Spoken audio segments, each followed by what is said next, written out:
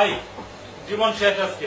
200 লোকের বুকিং, কত কাজ পয়দা রয়েছে। আপনি তাড়াতাড়ি কাজগুলা শেষ করে সিঙ্কটা ক্লিন করেন প্লিজ। কোনটার বলতে বাংলাদেশ। ওই যে দেখেন খালাম মামুনে ফোন দিছে, ধরুন কথা বলেন আর আমি সামনে গিয়ে দেখি কি। আচ্ছা ঠিক আছে ঠিক আছে।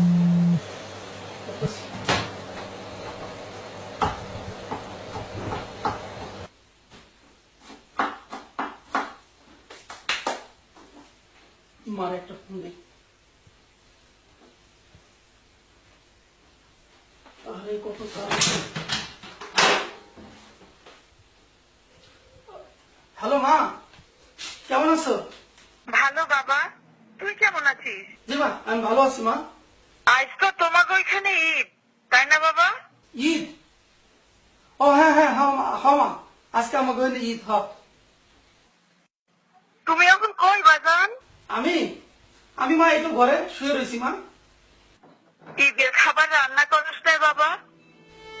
মা আনছি, অনেক কিছু আনছি মা, মুরগি, পোলাও, গরুর মাংস, পিঠা আর অনেক কিছু মা। খাইছোস বাবা? না মা খাই নাই তো, এখন খাবো। তাহলে বাবা তুই একটু খা, আমি তোর খাওয়ানোর শব্দটা একটু শুনি।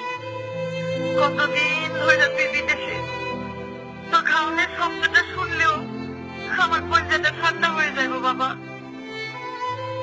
রে বাজান, কত কষ্ট না কেন, খাইছা তোর? এখন মা খাইতেছি, তুমি শব্দ করো না মা।